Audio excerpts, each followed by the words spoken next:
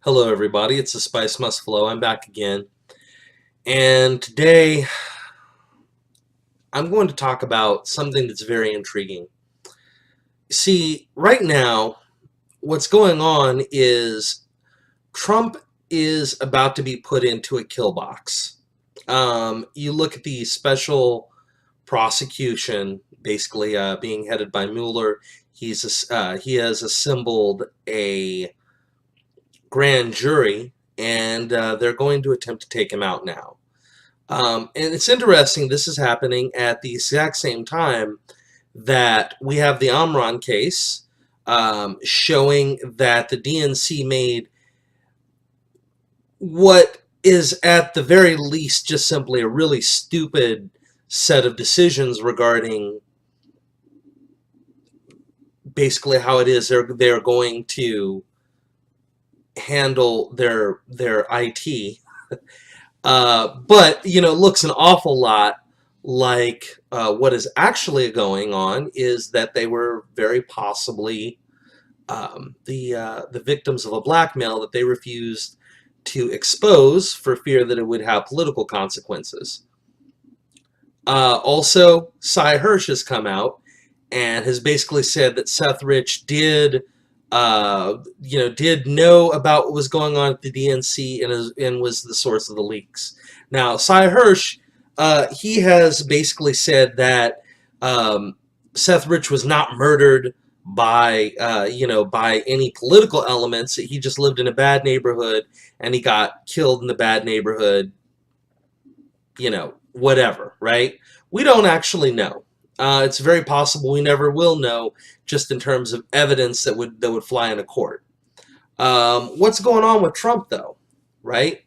What's going on here? Well, it's a very good possibility that they found something, maybe possibly, that he did years ago wrong in terms of business, and that's become a part of the investigation.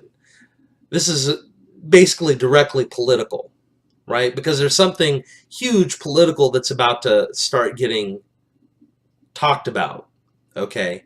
There's an act called the RAISE Act, okay, that would be a total revamp of the 1965 Immigration Act and would make it so that future immigrants to the United States, would only really be getting in if they had job skills and if they could speak English and had some money or the ability to make it. Okay, it would make our immigration policy a lot more similar to that of Canada or Australia's on the surface, right? So, like Canada and Australia have both had a lot of pressure to alter their immigration system to allow in, basically people that have no skills from the third world lately, right? Especially you look at Justin Trudeau, right? That's what he's trying to do, okay? But on the surface, their immigration system has been more based around economic productivity and economically productive immigrants, right? So you look at this, you look at the wall, some very important political things are about to happen that the Democratic Party cannot abide. And it's coming at the same time that they're trying to get rid of Trump. And this reminds me of what's happened in Britain. Okay, how? How does it remind? Well, okay, so the Brits, basically signed up for Brexit, and they did it for no other reason than they did not agree with the EU's immigration policies.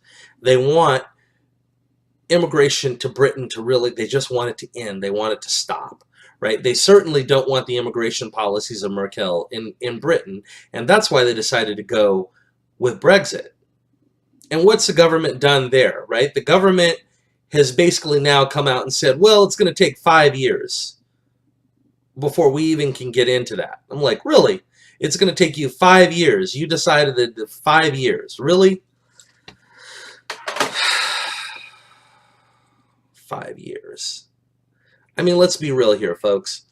This is BS. The real problem that we're looking at there is if the politicians were honest in Britain, they would have gone to the EU. They would have said, well, we want to be out of the EU in a year. We want out in a year. That is what we're doing. And the Brits would have been like, the EU would have said to the British government, hey, well, it's going to take a whole lot of time. It's going to take so long that really we would rather you not ever leave. And then the Brits would say, okay, well, you have a year. And if we can't get out in a year, we're going to unilaterally get out. Right? Um, that's what you would have done. If you were being honest and you were the Brits and you really wanted to comply, with what your population wants, that's what you would do. And in America, an electoral majority of us decided we wanted Trump and we wanted his agenda. And various elements, both within the Democratic and Republican Party, have decided that they don't want that. So we're coming to a very interesting spot where democracy is proving to be something of a hologram. Something that might look like a democracy, but is it really? Governments in the West are showing that when they want something to happen, they can make it happen in a fortnight. Okay? They can make it happen virtually overnight. When they don't want something, even if the people vote for it, even if, like in Britain, a good number of them, it wasn't exactly close, right? They decide, well, no, we're not going to do that. In America, there are the contentions that there was voter fraud, right? That illegals voted, that dead people voted, etc. I don't know. I mean, I don't know. And frankly, given the fact that there are several states now which have decided to not basically not give up their voter information to the Trump administration, who's been investigating this, we might not know who actually can vote legally and who can't. But it's very intriguing. The Brits decide they want one thing. Their government doesn't want that. They expected the election that they ran, they expected their election to get a different result. When they didn't get it, they've just simply decided to not comply with the people and what they want. And we're getting the same thing happening in America. And I don't think these people understand the consequences of their actions. That democracy only really works when you actually follow through. If you make the decisions, you're just not going to do what the people want. When the people make a decision you don't like, then how much respect will the people have for the government? Will the people do what they're told to do because of democratic decision, or will they do what they're told to do out of fear? And if people act out of fear, then really, do you have a democracy anymore? Here's the thing, right? I'm looking at what's going on now with all of this in America specifically right now. And this looks bad to all of the conservatives. Because we're thinking, okay, so you're going after Trump after we have various people within the media saying that the Russia story is a nothing burger.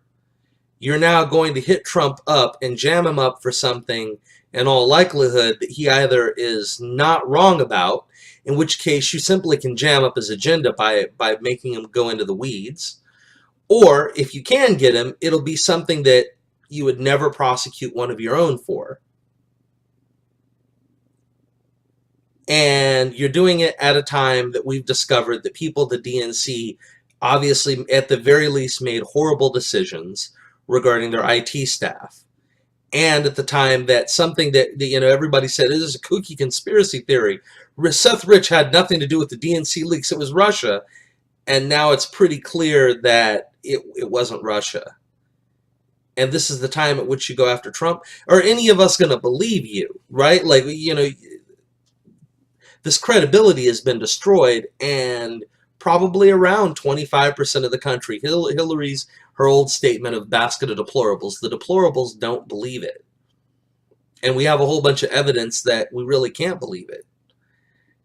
And none of these people in Congress or the Senate seem to understand that we didn't put Trump there because we love Donald Trump. This is not actually a cult of personality. We would have taken somebody else if they were saying what Trump was saying, and if they had the chops, you know, on a political level to be able to pull off what he pulled off, right? And the same ability to understand and deal with the media. The Democrats don't realize, nor does the GOP establishment realize the danger that they are in right now. I don't know where this is all going to lead, but I know that this is what's going on right now in America, in Europe, also amongst the Visegrad group in Central Europe. I know that some big, huge things are in their infancy, and that we're going to be looking at a huge turning, if you will, in the political landscape of Western civilization very shortly. At any rate, though, those are my thoughts. So, the spice must flow. I'll talk to you again soon. Bye.